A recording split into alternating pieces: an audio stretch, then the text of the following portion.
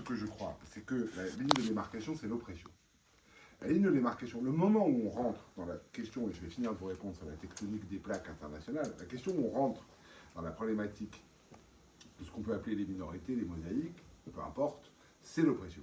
Parce qu'une culture peut exister avec une autre culture dans un même État sans qu'elle soit forcément majoritaire, mais sans qu'elle soit pour autant opprimée, ce qui n'est pas la même chose. On peut se sentir pas reconnu complètement sans se retrouver en prison simplement parce qu'on a une autre culture. Il y a quand même une vraie différence. Et pour moi, un continent comme l'Europe qui prône, qui impose dans son espace à lui la démocratie, les droits de l'homme, l'état de droit comme étant la règle, l'oppression, ça n'est pas supportable. Donc, comment on fait? Si on prend les États, l'omerta, en fait, elle est liée à quoi? Elle est liée au fait qu'on ne règle pas les problèmes qui nous lient aux États dans lesquels on ne dénonce pas l'oppression. Prenez la Turquie. Pourquoi est-ce qu'on ne règle pas le problème en Turquie? Parce qu'on ne gère pas la politique migratoire en Europe correctement. Comme on ne gère pas la politique migratoire en Europe correctement, on demande à la Turquie, et on la paye, de bien vouloir la mener pour nous, loin de nous, sans qu'on s'en aperçoive vraiment de ce qui s'y passe. Et donc évidemment derrière, vous vous taisez.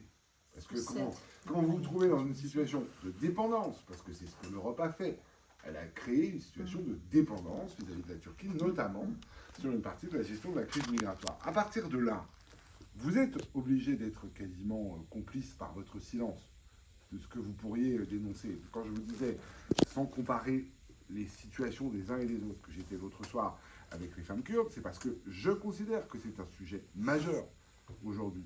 Mais c'est un sujet majeur dont on ne parle pas, sauf quand ils étaient présents en Syrie pour nous aider dans le combat contre Daesh. Après, on n'en parle plus, on les laisse à nouveau se retrouver en situation d'oppression. C'est insupportable. Donc, si vous réglez le problème de l'immigration, si vous réglez votre politique migratoire en Europe, vous n'avez plus la dépendance à la Turquie, pas plus que vous l'avez aux mafias libyennes, parce que je parlais avec Kassem tout à l'heure de la Libye, ça a mal fini.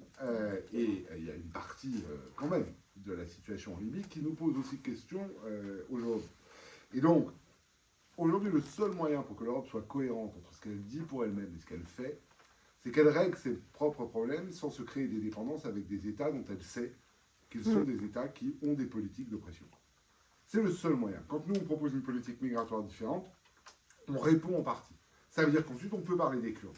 Quand on propose une réponse énergétique différente pour l'Europe, ça veut dire qu'on n'a pas la même relation à l'Algérie. Et donc, on peut parler d'autre chose. Aujourd'hui, c'est parce que l'Europe crée ses propres dépendances par rapport à un certain nombre d'États qui ne sont pas forcément fréquentables. Et pourquoi, sur l'Arménie, avons-nous été taiseux? Taiseux, on le sait tous. À cause de quoi? À cause des Asiatiques et à cause de la dépendance ou en tout cas des enjeux énergétiques qu'il y avait derrière. Donc toutes ces questions que nous traitons, nous, politique migratoire gérée différemment, politique énergétique gérée différemment, nous offrent des possibilités de liberté vis-à-vis d'États dont aujourd'hui on ne veut pas dire, on hésite à dire la réalité de ce qu'ils peuvent faire en termes d'oppression. Et je redis, moi, mon sujet, en tant que démocrate, en tant que républicain même, c'est de considérer que l'Europe doit être présente quand il y a oppression. Pour le reste, quand il n'y a pas oppression, qu'il y ait des désaccords au sein d'un État, qu'il y ait des envies d'être mieux considéré, ça peut exister, mais tout ne peut pas être géré toujours par une baguette magique de quelqu'un qui arrive d'au-dessus, qui n'a d'ailleurs aucune légitimité. Donc moi, je crois vraiment à ça. Je crois qu'il faut que l'Europe ait des politiques claires, qui la libèrent d'accords commerciaux et d'accords, on va dire, politiques, genre avec la Turquie, qui la libère de la dépendance dans laquelle elle se met toute seule, hein, parce qu'elle ne veut pas affronter ses propres problèmes, et qu'ensuite elle pourra peser sur la problématique des peuples qui sont opprimés. Tant qu'on ne fait pas ça, effectivement, vous avez raison. Tant qu'on ne fait pas ça, c'est l'omerta. Et on le voit bien. On voit bien, on pourrait en citer des pays hein, dans lesquels on ne dit pas les choses. Le Qatar. On ne dit pas les choses, et encore moins en ce moment. Et on sait bien pourquoi, fondamentalement.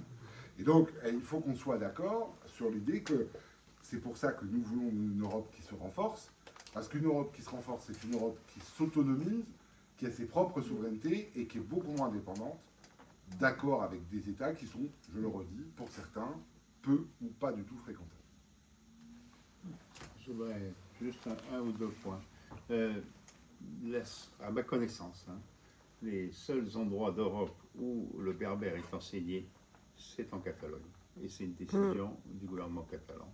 Exactement. Qui a été faite dans le sens qu'un gouvernement qui demande la diversité pour lui-même, le respect de l'identité culturelle, cherche à l'appliquer aux autres. Je pense que c'est aussi le cas en Belgique, mais j'en suis pas certain. Mais en Catalogne, puis c'est certain. Il est enseigné en Italie aussi. Même en En Italie. Italie aussi. Oui, Il y a plusieurs voilà. pays. Mais, Japon mais aussi. l'Italie, si vous regardez l'Italie, c'est un État, ce que j'aurais pas à dire aux députés et aux sénateurs français, c'est un État où il y a une région qui s'appelle le Sud-Tyrol. Vous avez 300 000 habitants, c'est à peu près l'équivalent de la Corse, qui est principalement germanophone. C'est-à-dire quand vous êtes là-bas, vous entendez parler allemand, vous n'entendez pas parler italien. Et, en gros, les Italiens, ils s'en foutent. Il y a vraiment qu'en France que si on parle corse en Corse, on devient le diable à poursuivre. Non, la France, c'est historique. Donc ça c'est la Jacobinisme. construction mentale de l'État italien, qui est la construction mentale de l'État français. Et malheureusement, c'est, pour dire la Suisse, pas que la Suisse. Tu vois, il n'y a pas que la Suisse. Donc, ceci étant dit, donc ça c'est la première chose. Donc, vous, Berbères de France, vous avez, je pense, un rôle à jouer pour faire en sorte que ce soit en France comme en Catalogne. C'est-à-dire que ce qui va peser sur le gouvernement français, c'est la pression des relations internationales avec l'Algérie, la dépendance au gaz, au pétrole et tout ce que l'on imagine. Mais il y a aussi, si vous vous organisez, car vous êtes nombreux dans l'espace de l'État français, si vous vous organisez et pesez davantage, je pense qu'il y a des choses qui peuvent être posées et obtenues par une lutte collective, des pétitions, des manifestations, une présence sur le terrain politique. Tout ça, c'est des choses qui sont importantes à faire depuis la France. Et si demain, le berbère ou la langue tamazir, non? Il y en a plusieurs. Donc à la Il y en a longue, plusieurs. on pourra prendre même des mots qui ne résonnent pas comme des mots corses. Je félicite de cette ouverture. Donc, C'est méditerranéen. Pourquoi la France impose l'arabe? Parce qu'elle sait que si elle propose le tamazir, sera ressenti comme un désaveu énorme à Alger. Et c'est ça. Et si on l'obtient, et on peut l'obtenir, parce que la France n'a pas d'intérêt vital, et au contraire, l'argument est très juste, je pense que l'enseignement de l'arabe peut être dans le milieu universitaire et dans le milieu scolaire C'est une nocif. zone refuge Nocif. des idées islamistes. Hein. Ça nocif. peut en plus être défendu comme argument, je le conçois tout à fait. Donc ça c'est un peu la première chose. Donc je pense que c'est une façon de peser psychologiquement pour la défense du berbère et du kabyle en Algérie. Et ensuite, deuxième chose que je voulais dire, sur ces États-là, l'Europe a des moyens plus forts que quiconque, parce que c'est des États de notre voisinage. Quand parlons de la Turquie, imaginez que les États-Unis prononcent des sanctions contre la Turquie. C'est 10 fois moins important que si c'est l'Europe. Parce que le volume des échanges entre les États-Unis et la Turquie est beaucoup plus faible que le volume des échanges qu'il y a entre l'Europe et la Turquie. Et donc, le moyen des sanctions, il faut en appliquer, on l'applique à la Russie.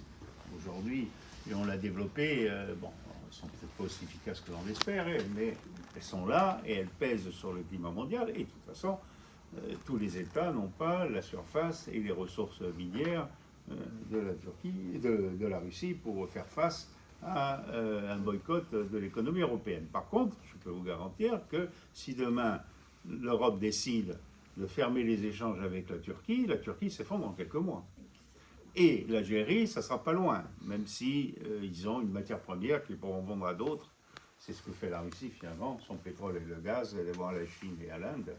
Et elle arrive à s'en sortir comme ça. Mais malgré tout... Oui, mais ils le vendront, à perte. Oui, mais ils le vendront à perte, comme ils le vendent en Tunisie d'ailleurs. Et puis ils le feront, et puis ce n'est pas le seul produit. Ils importent aussi. Ils importent énormément. Et donc, voilà, donc, et ça, les sanctions, ce n'est pas la France qui va faire les sanctions à la Turquie. Elle essaye, la France, avec l'Arménie, non pas de faire des sanctions contre l'Azerbaïdjan, mais d'apporter un peu plus de soutien à l'Arménie que ce que font les autres puissances européennes. Donc, un petit peu en avance là-dessus. Mais ceci étant, l'Arménie, elle a besoin d'être beaucoup aidée, parce que dans l'environnement où elle est Elle est livrée ça ne va aussi. pas être simple pour elle. Mais ceci étant, donc voilà, donc deux choses. Un, On peut se battre pour Tamasir ici en France et probablement aussi en Belgique, comme ils l'ont fait en Catalogne, on peut le faire. Et deux, se battre au niveau européen, c'est essayer d'actionner l'arme que l'on a pour faire bouger les gouvernements malfaisants, qui est l'arme des sanctions économiques. Il n'y a pas 36. Pardon. Alors, excusez-moi, je viens d'apprendre une énième condamnation à perpétuité d'une militante du mouvement pour l'autodétermination de la Kabylie. Ils sont portés actuellement à 39, dont plusieurs femmes. Je voudrais juste revenir c'est très important, il faut se recentrer sur le sujet, c'est-à-dire sur l'Europe. Ce que tu as dit, François, sur la langue, je crois que c'est bien, bien entendu, il faut s'organiser, il faut qu'on prenne en charge nos questions nous-mêmes. Et on est fort potentiellement, mais pas encore dans la réalité. Mais vraiment, il faut se centrer ou se recentrer sur le sujet. Guillaume Lacroix, vous avez raison de dire ce que vous avez dit tout à l'heure sur le fait que l'Europe gère mal un certain nombre de thématiques et du coup, elle est prise au piège. Mais je pense qu'il faut quand même donner un peu dans le prolongement de ce que vient de dire François, sur la Turquie. Imaginez-vous de l'autre côté, dans le gouvernement des pays d'Afrique du Nord. Je peux vous assurer que si l'Union européenne dit « je vais arrêter d'acheter votre gaz », parce que l'Europe est dépendante du gaz de l'Algérie, mais l'Algérie est beaucoup plus dépendante des ventes de son gaz. Parce que si vous dites pendant 24 heures, j'arrête pendant 24 heures de vous acheter votre gaz, la peur, ils auront une peur bleue, parce qu'il n'y aura rien à manger. Parce que l'Algérie importe 90% de ce qu'elle bouffe.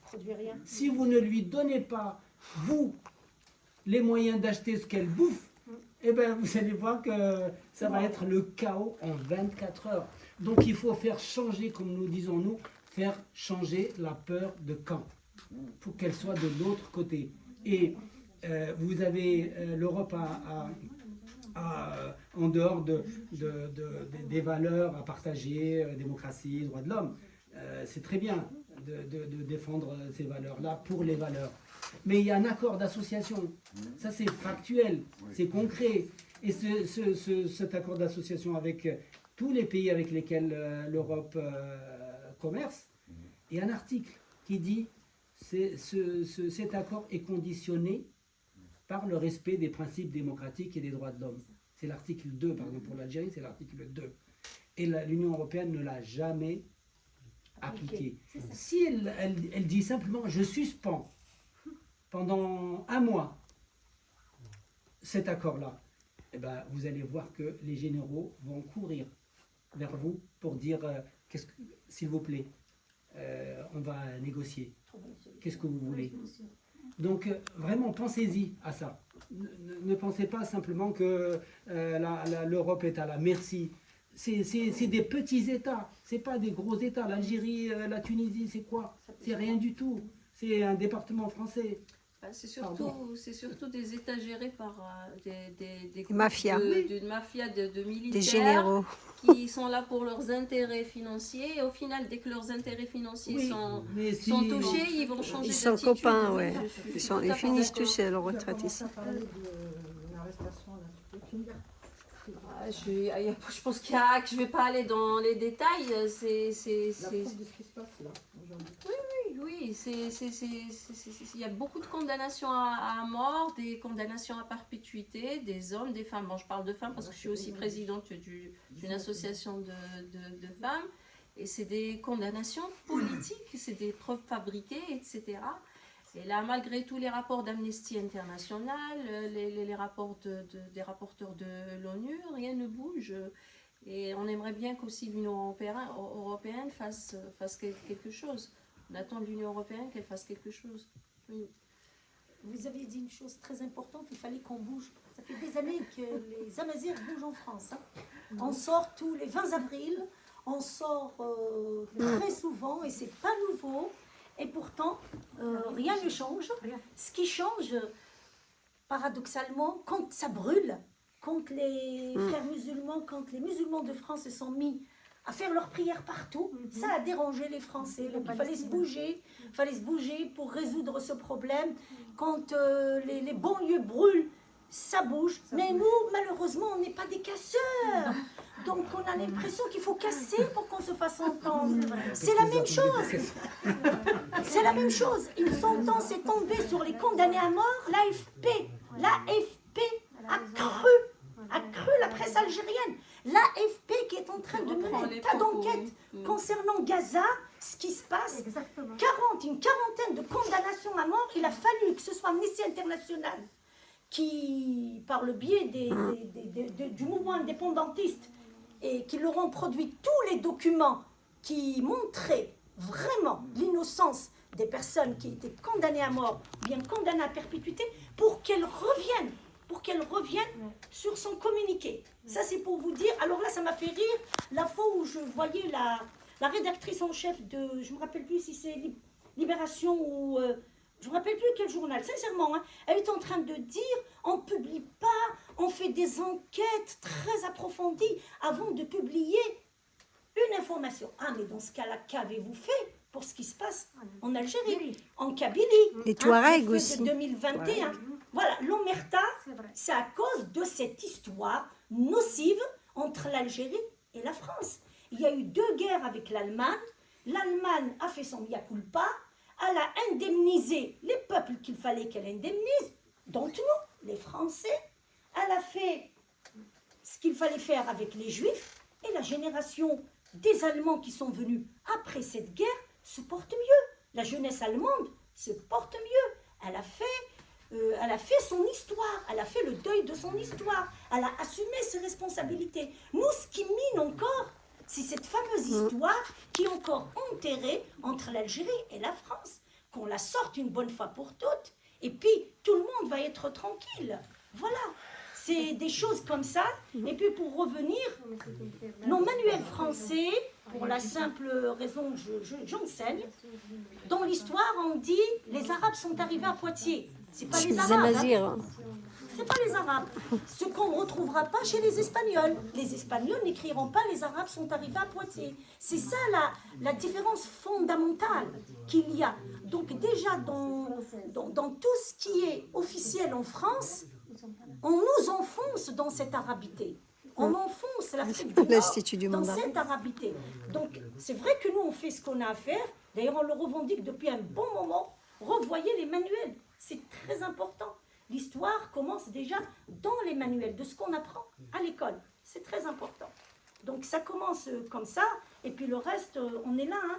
On œuvre, on fait ce qu'on peut, on essaye de se faire entendre, mais apparemment, tant qu'on ne se fait pas massacrer, bombarder, voilà, c'est le lot des peuples qui subissent, qui veulent se battre pacifiquement. Et c'est le lot de tous les peuples amazirs, malheureusement. Il faut se présenter. Oui, c'est vrai, on est des victimes collatéraux de... Mais, ouais. alors, vous avez parfaitement raison sur le sujet de la connaissance et de la culture, et quand je dis de la connaissance, c'est donc de l'enseignement. Hein. C'est-à-dire, la précision n'est pas neutre, elle est assez fondamentale. Vous avez parfaitement raison de le redire. Il y a un sujet majeur, y compris dans le langage courant des Français. Hein. Nous sommes Mais des par, Arabes. Clairement par inculture. Hein. Clairement par inculture. Vous savez, quand les gens en ce moment s'émeuvent de la situation en Iran, quand on n'est pas assez nombreux à rappeler que les Iraniens sont des Perses au départ. Il y a beaucoup de concitoyens qui n'ont pas entendu parler de ça à l'école, en fait. Et donc, effectivement, il y a des amalgames qui se font entre des populations qui viennent d'origines géographiques proches, mais qui n'ont pas du tout la même histoire, pas du tout la même culture, mais qui se retrouvent, parce que c'est vu de loin et parce que ça ne fait pas l'objet de chapitres très longs dans les livres d'histoire, se retrouvent, j'allais dire, dans une espèce de rassemblement, d'amalgame qui ne correspond pas à la réalité. Vous avez parfaitement raison, et ça, c'est un vrai problème. Surtout dans le pays des Lumières et de la connaissance. Voilà, je ne peux que vous le reconnaître. Après, sur les histoires qui se règlent, malheureusement, elles ne se règlent jamais si facilement. Quand vous voyez l'évolution politique aujourd'hui en Allemagne, quand vous voyez aujourd'hui ce qui est en train de se passer dans ce qui était l'ancienne Allemagne de l'Est, beaucoup de choses n'ont pas été résolues. Vous savez, moi j'ai visité Auschwitz avec mes parents quand j'avais 10 ans, 12 ans. Avec moi, il y avait un jeune anglaise qui s'appelait Daniel, je me souviens encore, et qui avait 20 ans, et était là parce qu'il me disait, chez moi, on ne nous en parle pas. Bon. Donc, faut jamais, moi, j'ai pour habitude de jamais penser que chez les autres, c'est tellement mieux et tellement mieux réglé. Parce que, vu de loin, on peut aimer la Suisse, mais vu de près, on peut être plus critique. Et ce que je veux dire par là, c'est que je ne crois pas personnellement aux histoires merveilleuses des uns et aux histoires compliquées des autres. Je crois que toutes les histoires humaines, dès qu'elles ont généré conflits, dès qu'elles ont généré des guerres, dès qu'elles ont suscité des haines, sont très compliquées, y compris dans le temps, à résoudre. Alors en partie par inculture, parce qu'on ne dit pas les choses, en partie par omerta, parce qu'on ne veut pas dire les choses.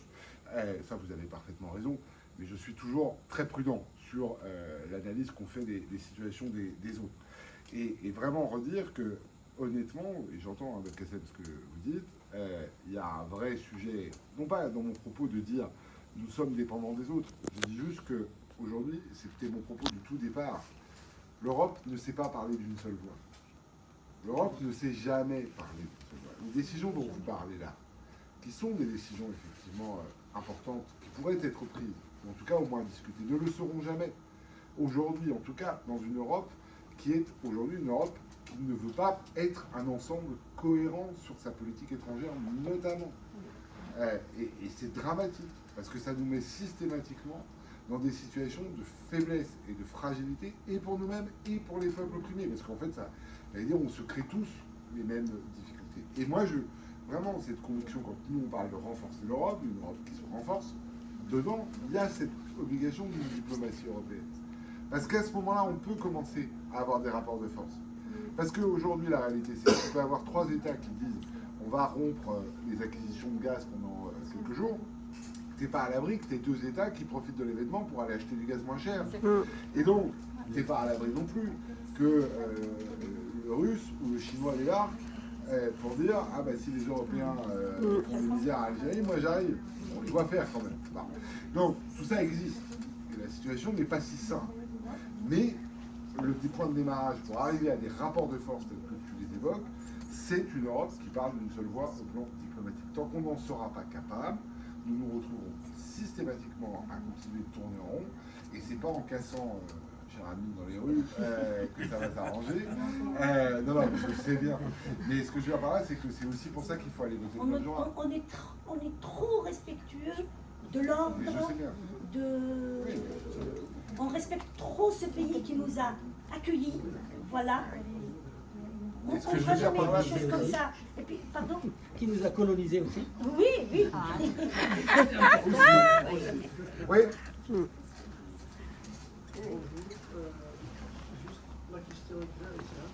Parle un peu plus fort parce qu'on t'entend mal. Qu'est-ce que peut faire un député européen ou un groupe vis-à-vis de la France, qui est un État jacobin, qui a éradiqué Ouais. toutes les langues régionales de France? Nationaliste, Qu'est-ce hyper. qu'il peut faire pour la langue d'adage en France? Pour moi, il ne peut rien faire, parce que constitutionnellement en France, il ne peut rien faire. On va essayer de et c'est très bien sur Pakistan-Corse. On remet la Corse qui est le Corse qui est un petit peu encore la langue vivante un petit peu, sinon toutes les autres langues régionales sont effacées, éradiquées complètement. Non, Pas du tout, le basque, pas du tout. je suis allé visiter le Pays de Basque la semaine dernière, les Catalans la semaine d'avant, les écoles d'Iwan. Les Bretons, Ça existe encore. écoles a disparu. il faut juste suivre qu'est-ce qui s'est passé pour Je suis l'école immersive en France, Ouais. le mois de mai passé. Ouais. Bah, les bureaux arabes aussi. En tout cas, la loi ne prévoit rien du tout pour les langues régionales. Et surtout rien pour le berbère. Il ne peut pas y avoir ça parce que c'est un État jacobin. Est-ce que ce n'est pas d'abord, si je prends l'exemple de PRG, est-ce que vous êtes encore pour le centralisme total, ou vous êtes pour la décentralisation ou l'autonomie des régions, voilà, comme la Suisse? Alors, la Suisse, c'est un État fédéral, confédéré. Alors, je vais vous répondre sur le PRG. D'abord, si on était si on était un parti jacobin centralisateur, je ne suis pas sûr qu'on aurait trouvé un accord avec Région et Peuple Solidaire. Parce je pense que vous avez entendu la liberté de ton de François Alfonsi. Honnêtement, je ne suis pas sûr que si j'étais le parti que vous pensez que je suis, ce type de discussion, nous l'aurions ensemble. Ensuite, moi, j'ai pris des positions très claires, mais pas seulement au moment de cette campagne, mais déjà aussi sur cette campagne. J'étais encore cette dernière avec François, et j'ai été très clair sur le fait qu'il y avait un processus aujourd'hui d'autonomie qui avait été validé par le gouvernement et qu'il fallait soutenir, mais que par ailleurs, il y avait un peuple qui avait voté à plusieurs reprises pour une majorité qui avait dans son projet d'autonomie qu'il fallait respecter la démocratie, donc je suis un démocrate. Ensuite, je maintiens qu'il faut arrêter de penser que l'État français est un État qui ne sait pas inventer des statuts particuliers. On a inventé la métropole de Lyon, par exemple. Oui, mais Et l'Alsace aussi. je termine, mais il ne faut pas faire ça, parce que si, parce que justement, c'est tout ça le sujet. C'est tout ça le sujet. Quand on est capable de faire la métropole de Lyon à statut particulier, on n'a donc plus d'arguments pour expliquer qu'il n'y a pas d'autres statuts particuliers. Exactement. Et qu'il ne faut pas prendre des choses comme ça en se disant oh, c'est un détail. C'est pas un détail. Et qu'on peut être pour la République indivisible sans être pour une République uniforme. Et que c'est tout à fait ma vision des choses. Et pour terminer, on a mis dans le projet là le fait qu'on souhaitait engager la France dans la signature de la charte, notamment sur les langues régionales et la protection des minorités, puisque les autres États européens, en tout cas les autres États qui rentrent dans l'Union européenne, sont tenus de la signer. Voilà. Et tout ça, c'est mon nom qui est devant. Donc vous n'avez pas trop de sujets à vous poser sur suis-je un centralisateur jacobin. Je viens d'une famille politique, contrairement à ce que vous pensez, qui est girondine en réalité. Parce que quand vous regardez bien comment a fonctionné le radicalisme dans les dernières décennies, c'est plutôt, surtout, pardon, hein, mais des responsables politiques qui défendaient des territoires décentralisés. C'est juste pour dire que j'accuse personne. Non, mais j'ai senti comme un scepticisme. Oui, oui. J'ai senti comme un Je crois qu'on l'a scepticisme. tous senti. Non, mais c'est. Quel est le poids, je veux dire, d'un député européen ou un groupe même Bah, par rapport à justement, ils sont en train de l'Europe pour la France. Voilà. Mais si on ne renforce pas l'Europe, je reviens sur ce que je voulais dire, tout notre projet à nous, c'est le renforcement de l'Europe. Tout ce que vous évoquez, c'est les faiblesses de l'Europe. Alors il y a un moment, il faut arrêter de se faire des nœuds. Tant qu'on n'aura pas renforcé l'Europe, c'est-à-dire tant qu'on n'aura pas élu des députés européens qui portent des projets qui renforcent l'Europe, massivement, ce ne sera pas la peine de continuer de discuter parce qu'effectivement, on y arrivera. Donc, Est-ce que vous avez, excusez-moi, est-ce que vous avez du coup un programme pour aider les autodéterminations des peuples? Je parle surtout des Touaregs qui souffrent vraiment Oui, d'ailleurs, pire on que a- nous. Ils subissent un génocide et que la carte, ils sont carrément séparés à la règle. Hein. À la règle, on sépare. Comme ça, il y a des familles, ils sont en Libye, d'autres au Tchad, d'autres au Niger et d'autres... Donc la France est responsable. Je ne sais pas si vous avez D'ailleurs, quelque peut-être chose. que tu voudrais, parce que je sais que tu tenais à tout prix à être ici, peut-être que tu voudrais prendre la parole, quelqu'un. Oui. Moi, je voulais parler sur la situation au nord du Mali, à Zawad. Il y a eu, même hier, il y a eu des jeunes, 9 jeunes qui ont été tués par des drones de Wagner. Wagner. Il y a eu des morts du côté de Talabit. Talabit, c'est au nord du Mali, région de Azawad, région de Kidal, pardon. Chaque jour, il y a des morts, des jeunes massacrés par l'armée malienne avec leurs complices Wagner. Et ce qui me fait mal, tous les médias internationaux, Union européenne, Nations unies, on parle que de la Palestine, que de Hamas tout le temps. On oublie qu'il y a un génocide grave au nord du Mali, à Azawad. Des femmes tuées, des enfants tués, massacrés. On les gorge comme des moutons. Mais personne, aucun, je ne sais pas, comme si les Touaregs, les Amazirs n'existaient pas dans ce monde. Ils essaient d'effacer les traces des Amazirs dans le monde.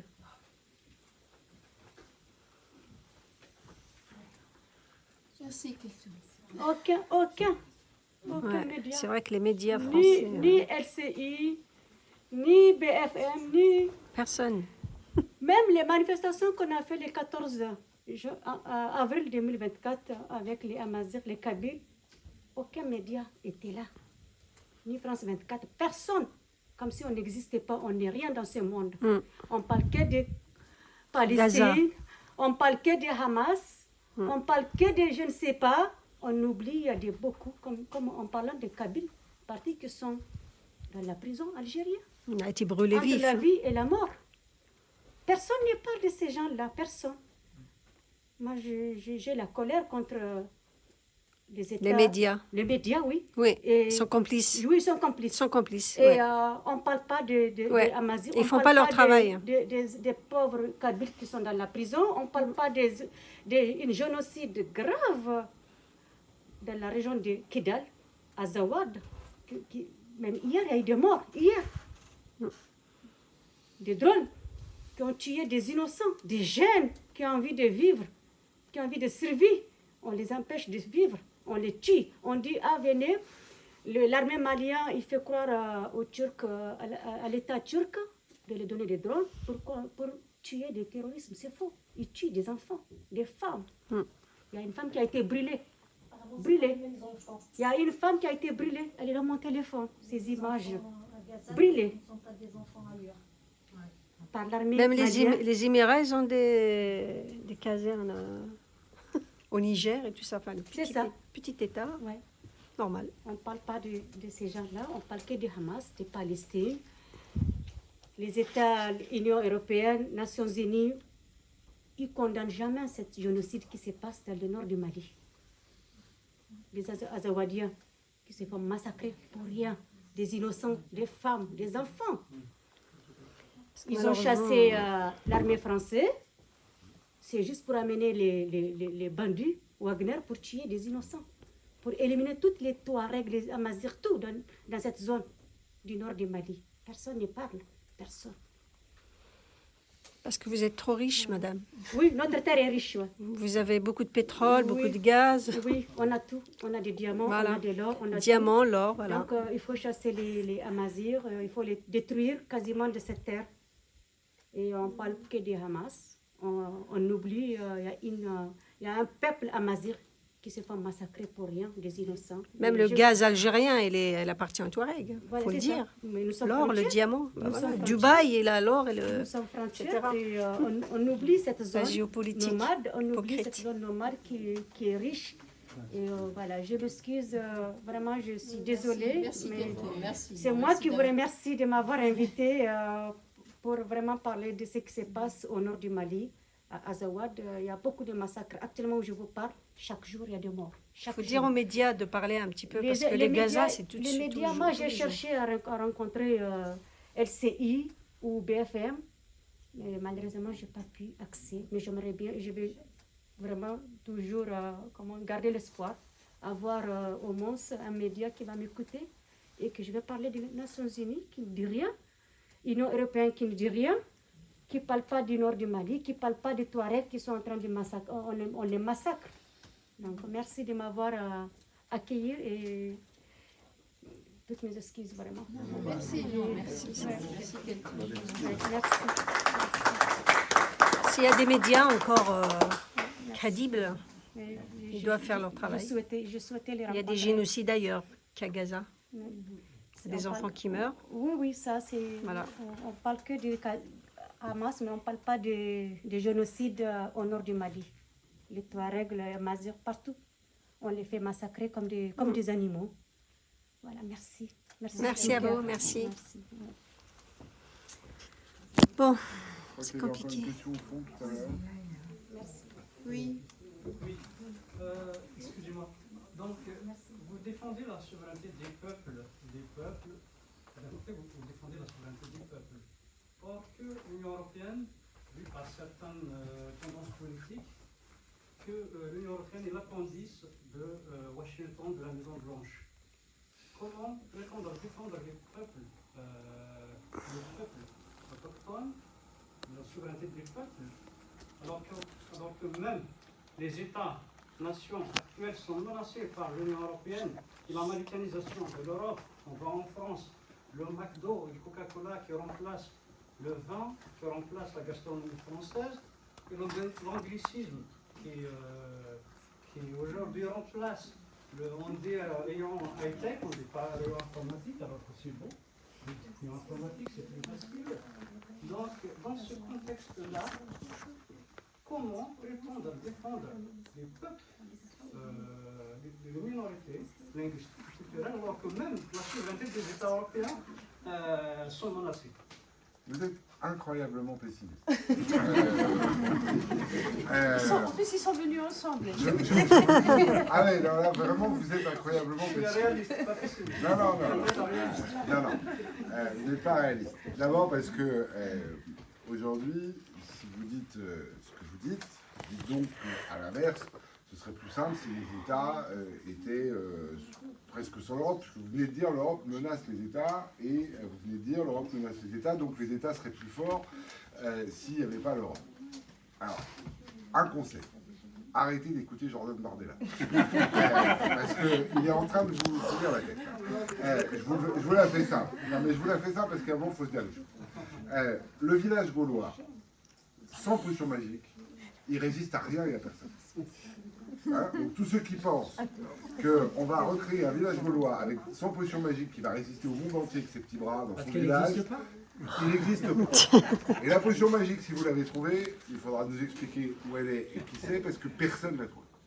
Et donc, entre nous, là, il y a un moment, si on veut parler des choses, en se demandant comment on va les arranger, il faut arrêter d'écouter tous ceux qu'on a trouvés. Je vous le dis parce que moi, j'ai un vrai désaccord avec ce discours, parce que c'est un discours de peur. Le discours des gens qui vous disent « on est envahi par les Américains, on est dépendant des Américains ». Alors, pardon, hein, mais moi, le McDo et le Coca n'a pas remplacé ma cave à vin. Hein. Donc, pensez pas un instant que dans ce pays, on puisse manger du McDo en oubliant d'aller boire du Bordeaux. Hein. Je pense que le 68, Voilà, mais... qui ont fait mai 68, c'est qui ont fait... Là, j'étais pas né, j'étais pas né. Donc moi, je vous parle de ce que je vis. Et moi, je crois honnêtement qu'il faut arrêter d'avoir la tête. Le monde est ainsi fait que les gens ont voyagé toujours. Qu'en voyageant toujours, ils ont commercé toujours. Qu'en commerçant toujours, ils ont échangé les produits toujours. Et que c'est pas né d'une volonté d'il y a 30 ou 40 ans d'un impérialisme américain, c'est l'histoire de l'humanité. Qu'ensuite, il faut simplement savoir dans quel espace on est capable de réguler, de peser pour que ces échanges, ces transformations, ces changements de vie et de mode de vie ne deviennent pas une aliénation. Et donc, moi, je me bats avec mes collègues pour que l'Europe soit plus forte, parce que je pense que la bonne échelle, le bon échelon pour peser, le bon échelon pour équilibrer les choses, ça ne peut plus être vous parliez de mosaïques, des mosaïques d'État. Parce que nous sommes face à des monstres en taille, en poids économique, en capacité militaire, en capacité de nuisance. Regardez la taille de ce qu'est la Russie. Alors évidemment, la Russie, tout le monde dit c'est énorme, c'est immense. Ils ont un PIB qui est pourtant pas formidable, mais ils ont une capacité de nuisance qui est, elle, redoutable. Regardez ce qui se construit autour de la Chine. Regardez ce qui se construit en Inde. Regardez ce qui se fait chez les BRICS. Regardez comment le monde est en train de se réorganiser. Et ceux qui pensent qu'une mosaïque d'État va permettre de peser là-dedans mentent. Ils mentent et ils vous mettent en danger. Parce que c'est complètement fou, vous surtout, qui dites les minorités, les mosaïques, personne ne nous protège, vous voulez en devenir une? Vous voulez en devenir une? Il faut à un moment se dire les choses avec franchise. Le monde dans lequel on est n'a rien de merveilleux. Mais c'est pas né il y a 10 ans. Le monde dans lequel on est un monde complexe, multiple, dans lequel il faut savoir entendre, comprendre quand même ce que vous faites, des réalités très différentes, et dans lequel il faut pouvoir s'organiser et peser. Et moi, je crois que si on ne tient pas ce discours de responsabilité d'une Europe qui se renforce, qui se construit, qui parle d'une seule voix diplomatiquement, qui est capable d'avoir une défense commune, qui est capable finalement de peser dans les désordres du monde, alors on ne défend aucune minorité. Est-ce que c'est possible à 30 et aussi divers? Moi, on est les seuls à avoir écrit, alors peut-être pas dans ce tract-là aussi, on est les seuls à avoir écrit qu'on était pour une Europe à 2 vitesses. Les seuls. Parce que ce qui est sûr, c'est que si on attend toujours le dernier, si on s'élargit toujours, on a un mal fou à aller plus vite, plus fort dans un certain nombre des orientations que je viens de donner. On est les seuls en réalisme à dire qu'il faut accepter cette idée que Il y en a qui sont peut-être certains déjà- aillent plus vite pour entraîner les autres à terme. C'est le moteur. Parce qu'on veut parler de vérité. Et que moi, vous savez, ce serait facile hein, d'arriver dans un discours, enfin, c'est toujours facile d'arriver dans un discours où on dit vous avez raison, vous avez raison, vous avez raison, vous souffrez, vous avez raison, vous en voulez à l'Europe, vous avez raison, vous en voulez à la France, vous avez raison. Puis à la fin, une fois que je vous ai dit 14 fois que vous avez raison, je vous ai menti 14 fois. Moi, je crois que, honnêtement, aujourd'hui, il faut qu'on se parle franchement. Le monde dans lequel on est impose qu'il y ait des transformations profondes de nos organisations politiques. Et que ces transformations politiques, il faut qu'on les crée et qu'on les impose. Parce que tant qu'on sera dans le repli, la peur, la trouille que se dégagent les populismes, les gens d'extrême droite aujourd'hui, tant qu'on sera dans le mythe du village gaulois capable de résister, alors nous perdrons toutes les batailles. Je suis pas gaulois. Mais pas vous. Mais moi, j'en sais rien. Mais vous avez le droit de me dire que vous ne Je l'êtes suis dans pas. l'esprit récalcitrant et radical. Non, mais vous avez raison. De 1871, de 36, de 68. Voilà. Comme vous avez, Et j'ai gagné dans une cave différente de radicale. comme vous avez eu la Et gentillesse d'être voilà. franc et direct, je l'ai été tout autant, mais parce que je pense qu'il faut qu'on se dise les choses franchement. On n'a plus le temps de mégoter sur nos petites histoires. Là, maintenant, il y a des crises à gérer, elles sont colossales, considérables, et moi, je crois que vu l'ampleur de ce qu'il y a à faire, on fera rien tout seul. Moi, juste la prochaine verse, c'est pas un peu par petit bout de la lorgnette, parce que pour l'ensemble, je suis d'accord avec Guillaume. De toute façon, la construction de l'Europe, alors, elle ne doit pas être paralysée par le nombre d'États, donc plusieurs vitesses, des groupes d'États doivent pouvoir avancer sur des domaines. Et maintenant, ça se fait d'ailleurs. Aujourd'hui, tu as des groupes d'États dont la France qui s'est avec la Hongrie pour développer le nucléaire. Bon, il y a des tas de réalités européennes qui se font avec des vitesses différentes. Et grosso modo, ce qui est impossible pour l'avenir, c'est de dire l'Europe sera une réalité institutionnelle aussi rigide que l'est la France aujourd'hui. Parce que l'Europe est obligée d'accepter qu'on parle allemand, qu'on parle hollandais, qu'on parle suédois, qu'on parle italien, qu'on parle espagnol, qu'on parle portugais, etc. Elle est obligée de l'accepter. Donc, la réalité d'un système qui impose un modèle culturel à tous les gens qui en dépendent est une impossibilité juridique. Et donc, plus tu arrives à sortir du tête-à-tête avec Paris, moi je parle pour nous, si tu veux, pour être capable d'élargir un peu le regard, je parlais de l'Italie tout à l'heure, il y en a d'autres exemples, mais c'est vrai que c'est important d'avoir cette approche. Et ensuite, il y a, nous en Corse aujourd'hui, comment prendre force. Voilà, comment prendre force. Moi je me souviens, la dernière campagne électorale que j'ai faite, c'était avec le père de l'actuel président qu'on a rencontré l'autre jour, c'était Edmond Simeone qui était là. Et un personnage qui avait 80 ans passés à ce moment-là, qui était facétieux. Edmond était très facétieux. Et je me souviens, à un moment, il attaque la réunion en disant, vous savez, dans les années 60, avec mon frère, Max, on cherchait comment se faire connaître, comment avancer. Et en Corse, il y avait une grosse pratique de fraude électorale. Et la fraude électorale provoquait des annulations d'élections. Si bien que de temps en temps, surgissait une élection cantonale, une partielle, parce qu'il y avait eu 300% de participation, parce que bon, voilà, donc on avait tout bousculé. Et donc, comme ça, il y avait deux élections partielles qui se présentaient, une à Petralba, l'autre à Canavaille. Et donc les deux frères se voient, ils disent, tiens, que c'est à côté, Canavaille et Petralba, c'est deux villages à côté. Et Max se présente à Petralba et Edmond se présente à Canavaille. Et le même dimanche à l'élection, Edmond raconte, il dit, j'ai fait une voix et Max a fait deux voix. Et le lendemain, j'étais dans les rues de Bastia et je rencontre le sous-préfet sur le trottoir du cours Paul. Et le sous-préfet dit, le docteur, j'ai vu votre élection hier, vous avez une belle marge de progression. Et à cette élection-là, on a fait 68% des voix. Donc on avait effectivement une marge de progression. Le préfet avait raison. Mais c'est pour dire que ce n'est pas parce qu'on est en difficulté aujourd'hui qu'il ne faut pas travailler pour être en meilleure situation demain. Et c'est ça la principale leçon. Aujourd'hui, vous êtes en difficulté comme nous l'étions. Aujourd'hui, on l'est toujours parce que l'État français, c'est des durs à cuire. Hein. C'est des durs à cuire. Hein. Ils ne s'appellent pas tous Guillaume Lacroix. On a quelques amis là. Bon, mais malgré tout, on a réussi à faire un peu bouger les choses. J'étais obligé de discuter, croyez-moi. Si le gouvernement français a signé un protocole d'accord avec le président du conseil exécutif de Corse sur l'autonomie de la Corse, c'est pas parce qu'il y avait pensé en se faisant élire. Hein. C'est parce qu'il s'est trouvé face à une situation qu'il est obligé d'y venir. Bon. Et puis l'histoire n'est pas finie. Elle va recommencer, elle va continuer, elle va se redévelopper autrement. Mais on a trouvé les voies et moyens de se renforcer. Moi, je crois que c'est quand même ça le message. C'est-à-dire que votre situation dans l'ensemble dépend aussi de la capacité de lutte que l'on développe nous-mêmes. Hein. Après, je pense que c'est la même chose aussi pour l'Union européenne. C'est une institution qui est appelée à évoluer. C'est à nous de la faire évoluer. Rien ne reste figé, de toute façon, même si peut-être on n'est pas content de l'Union européenne telle qu'elle est maintenant, mais si on ne fait rien pour la changer, effectivement, elle ne changera pas. La France reste figée dans son modèle.